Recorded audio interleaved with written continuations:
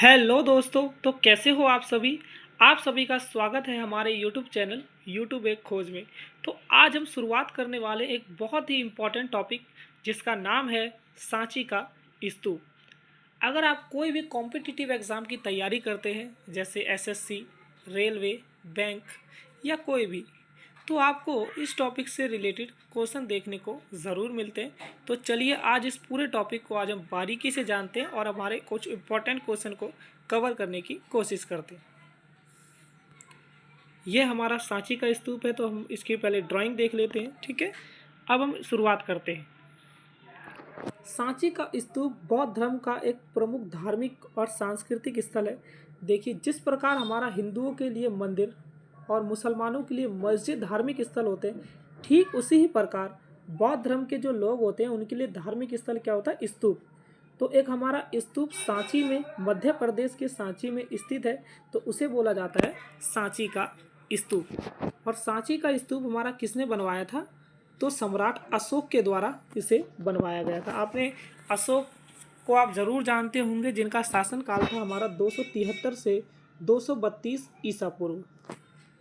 ठीक है, देखिए एक हमारा एक बहुत ही इम्पोर्टेंट क्वेश्चन है कि यूनेस्को द्वारा इसे कब विश्व धरोहर स्थल के रूप में घोषित किया गया था? तो वो था 1989।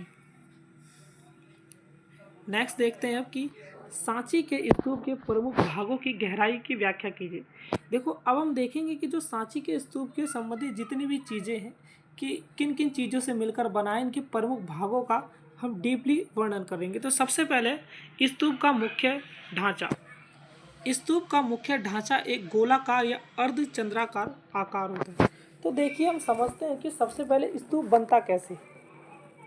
स्तूप क्या होता है कि महात्मा बुद्ध से संबंधित जो भी चीज़ें होती थी या फिर उनके शरीर का कोई भी अंश होता था, तो उसी के ऊपर मिट्टी लगातार डाली जाती थी। और हम सभी जानते हैं, अगर किसी स्थान पर बहुत ज़्यादा मिट्टी डाली जाए तो हमें कुछ इस प्रकार का टीला देखने को मिलता है, टीला देखने को मिलता है। तो इसी को ही बोला जाता था स्तूप। अर्धचंद्राकार, देखो आधा गोला बोल सकते हैं हम इसे, अर्धचंद्राकार या फिर गोलाकार। ठीक है, और इस स्तूप की संरचना तीसरी शताब्दी ईस्वी के अशोक के द्वारा बनाई गई थी, तीसरी सदी ईस्वी में। ठीक है, देखो यह स्तूप का सबसे बड़ा हिस्सा होता है जो पवित्र अवशेषों जैसे बुद्ध के शरीर के अवशेष रखने के लिए बनाया गया था। इसे मुख्य रूप से धार्मिक उद्देश्यों के लिए बनाया गया था, जहां बौद्ध अनुयायी पूजा किया करते थे। और प्रतीकात्मक क्या था? इसका प्रतीक अर्थ क्या था? गोल आकार को निर्वाण और आत्मा की मुक्ति का प्रतीक माना जाता था। तो आई होप कि आपको ये समझ आया होगा। नेक्स्ट देखते हैं हमारा, देखो हर्मिका। हर्मिका एक चौकोर संरचना होती है जो स्तूप के शिखर पर स्थित होती है। देखो, ये हमारा है स्तूप। ठीक है, तो स्तूप के ऊपर ही एक हमारा कुछ इस प्रकार चौकोर कुछ बना होता था, इसे बोलते थे हम हर्मिका। ठीक है, ये होती थी हमारी हर्मिका। हर्मिका का मुख्य उद्देश्य क्या था? हर्मिका का मुख्य उद्देश्य स्तूप के शिखर को एक पवित्र स्थान बनाना था। यह बौद्ध धर्म के 3 सिद्धांतों बुद्ध, धम्म, संघ का प्रतीक थी। ठीक है, प्रतीकात्मक अब देख लेते हैं। हर्मिका का स्थान शांति और ध्यान की ओर मार्गदर्शन करने वाला होता है। यह धार्मिक आस्थाओं का एक केंद्रीय केंद्र है। ठीक है, अब हम नेक्स्ट देखते हैं हमारा, ये है यष्टि। देखो, यष्टि एक लंबा खंभा होता है जो हर्मिका के ऊपर स्थित होता है। देखो, सबसे पहले ये तो हमारा है स्तूप। ठीक है, अर्धचंद्राकार। इसके ऊपर हमें पता है कि ये हो गया है हमारी हर्मिका, लेकिन हर्मिका के ऊपर एक इस प्रकार डंडा होता था लंबा सा। ठीक है, इसे हम बोलते थे यष्टि। इसे क्या बोलते थे? यष्टि। हम इसे बोलते हैं यष्टि। ठीक है, यष्टि बौद्ध धर्म के वो 3 मुख्य सिद्धांतों बुद्ध, धम्म और संघ को भी ये भी दर्शाता था। यह ध्यान केंद्र के रूप में कार्य करता है जो श्रद्धालुओं को ध्यान और तपस्या की ओर प्रेरित करता है। ठीक है, प्रतीकात्मकता भी सेम ही है हमारा कि यष्टि शांति और ध्यान की ओर केंद्र करता है। अब नेक्स्ट देख लेते हैं हम, वह हमारा चतुष्कोणीय खंभे। कि चतुष्कोणीय खंभे या छत्र स्तूप के शिखर पर स्थित होते हैं, जो आमतौर पर 3 से 5 होते हैं। कार्य क्या थे? ये खंभे के ऊपर रखे जाते हैं और इसका मुख्य उद्देश्य स्तूप की पवित्रता और सुरक्षा को बढ़ावा होता है, सुरक्षा को बढ़ाना होता है। अब नेक्स्ट देखते हैं हम, दीवार। स्तूप का गोलाकार ढांचा जिसे दीवार या गुंबद कहा जाता है। कार्य क्या था इसका? कार्य मतलब हम उद्देश्य बोल सकते हैं इसे, उद्देश्य। यह भगवान बुद्ध के समाधि का प्रतीक होता है।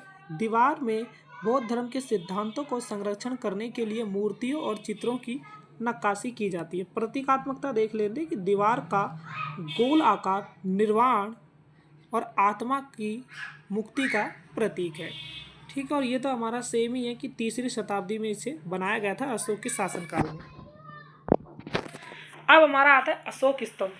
तो अशोक स्तंभ आपने देखा होगा, अगर आपने कहीं भी आप सरकारी विभाग में जाते हैं तो आपको कुछ एक इस प्रकार की मूर्ति देखने को मिलती है जिसमें 3 तरफ आपको शेर देखने को मिलते हैं, लेकिन हमें ये नहीं पता है कि इसमें चारों तरफ शेर होता है, लेकिन पेंटिंग में हमें 3 ही तरफ दिखता है। तो हम उसमें चारों तरफ से शेर होता है। अगर आप किसी मूर्ति को देखते हैं अशोक स्तंभ को, अगर 3D में देखते हैं तो आपको 4 शेर उसमें दिखाई देने को मिलते हैं। तो वही स्तंभ को 4 सिंग वाले स्तंभ को बोला जाता है अशोक स्तंभ।